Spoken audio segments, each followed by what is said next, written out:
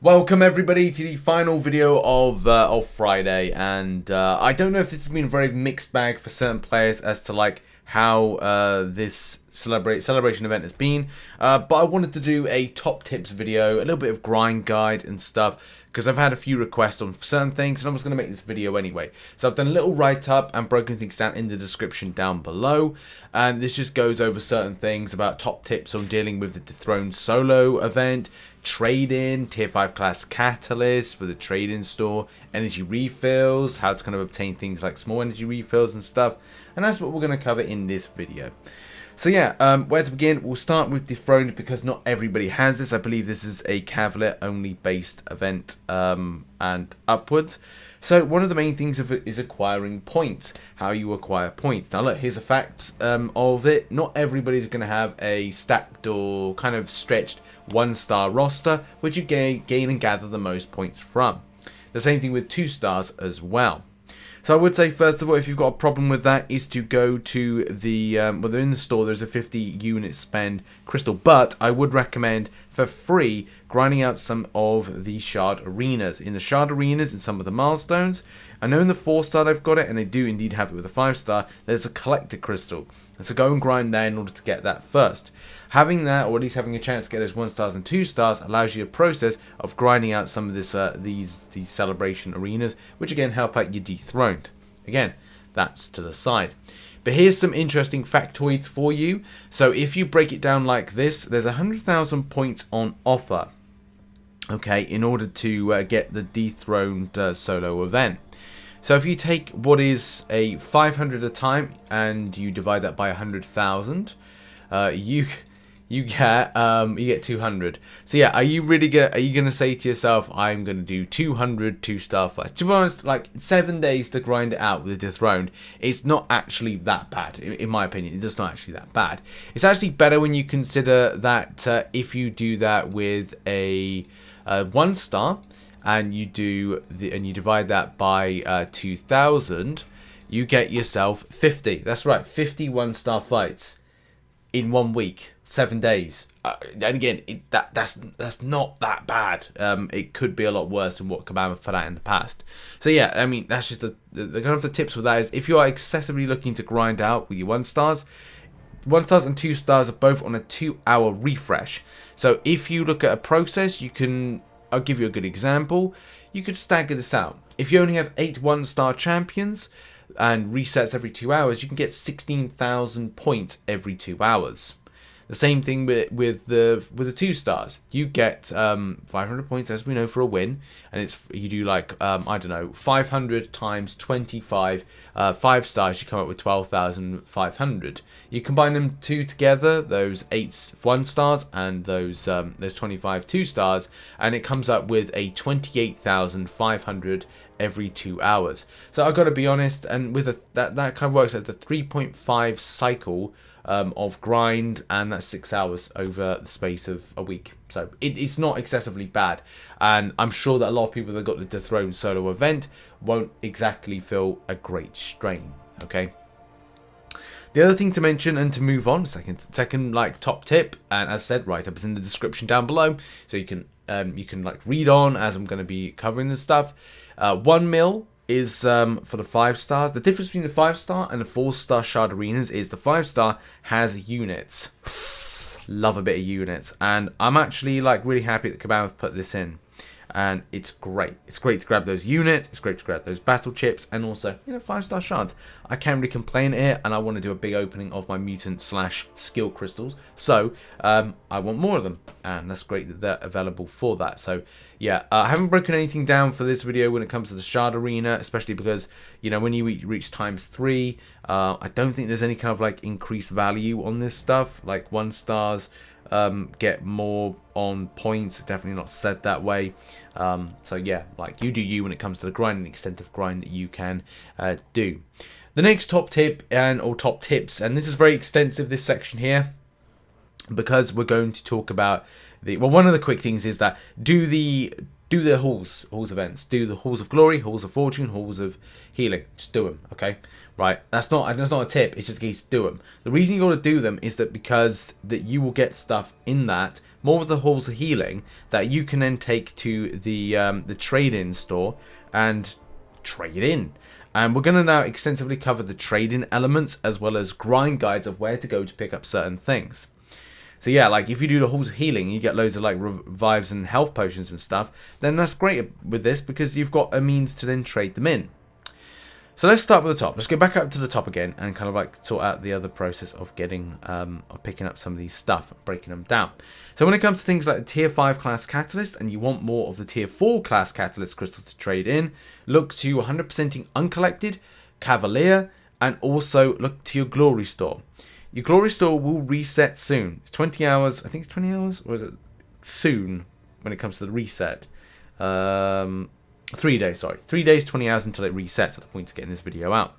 So look to that. If you want to spend some glory in there to then trade in to get some stuff for the tier 5 class catalyst, then do that. You do you at the end of the day with that. But also, there is trade-ins, so you don't really have to worry about that. It's just a means to an end. If you don't have the tier 4 class catalyst to trade in to get the crystal, to then trade in for that, then you've got to gather more of those tier 4 class catalysts, and that'll be the other kind of like route to go with it. The great thing about these trade-ins is 1, as opposed to before, it's been 2. So you do a bit of saving.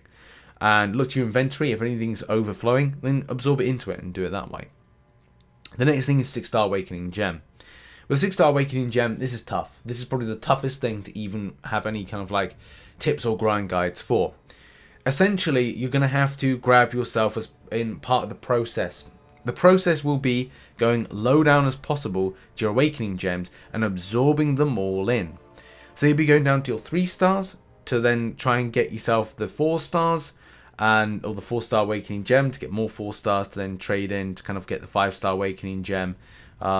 It's honestly a tough process to do that, and from that it's not going to be great. It's going to be very unsmooth.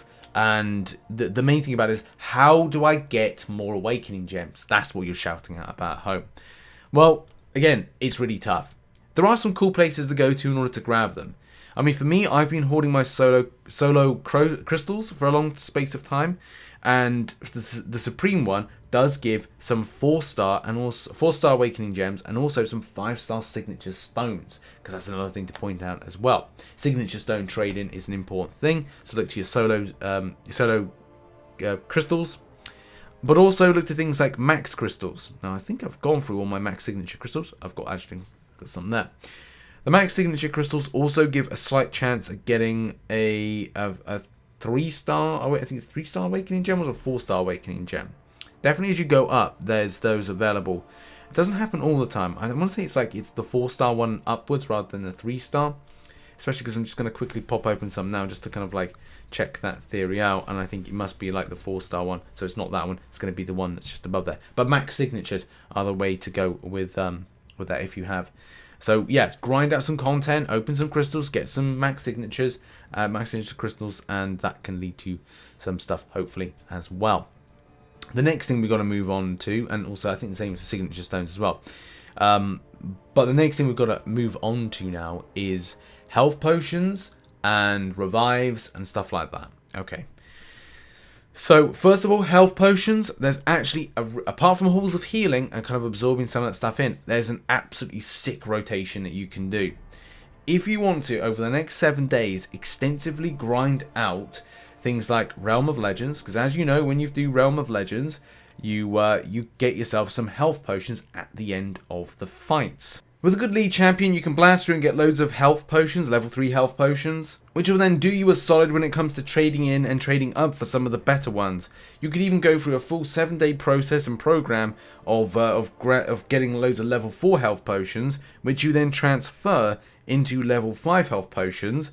So you've kind of like gone through like a massive process of kind of upgrading these health potions, which is just going to be excellent for you. So yeah, that's kind of like something to point out as well. Realm of Legends can really, really help you out. But also there are other areas, and when it comes to revives and also those lower health potions, there are some great options for you.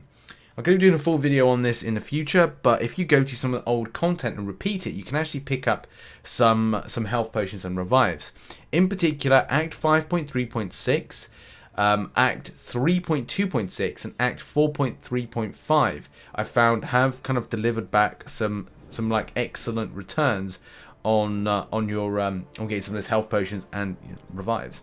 So like we'll just go into like 5.3.6 right now. And do bear in mind, sometimes you have to go through the quest and 100% it, not 100% it, but kind of like go through the process and kill off the boss to reset the paths. You can see on the paths at the moment there's no revives from me, but there's definitely some of these lower energy refills, which are going to become important in a moment. But yeah, as I said, like you can repeat some of the old content and you see some of those items on there.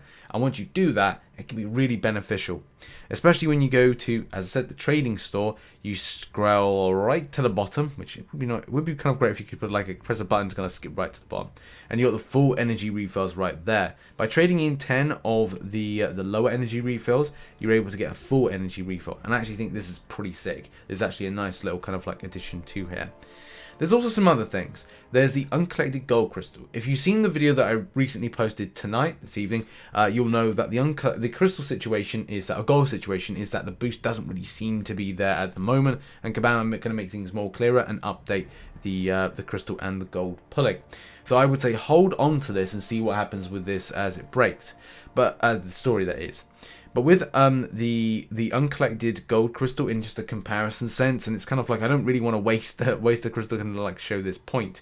But if you have a look at some of the drop rates on things, all this is RNG. Okay, all of it is RNG. So I'm just going to do like 2 just for hell's sake, actually, and just kind of like point out the kind of the kind of amount of gold that you can get. And I'm not popping this, by the way, but I will kind of like, I just want to show you on the video. So 19,500, that's actually better than I had before. But let's just say that it's 19,500. As it says at minimum 19,500 gold. I want to say that the boosters come in because I was getting 15,000 before. And, you know, that's just one crystal. So where's my gold crystals? Just to kind of like showcase right here. So if I pop 10, which would be, and again, theorize, like it was 3,200, so that would be like half that, so it's 20,000. So it kind of like feels like, is the gold crystal better? But again, it's like a lot of this is down to RNG. So like saying like one crystal was 19,500, half of 41,000 is 20 something thousand. So it's like still it looks like the gold crystal's better, but it's like, again, this does fall down to like from what I gather, it's like RNG, as it does say here, the get gold the crystal offers a minimum of 3,200. Because hey, let's face it, 10 times 3,200 is 32,000, not 41,000. So again, as I said, like to point this out, is like RNG. RNG could benefit my next uncollected gold crystal.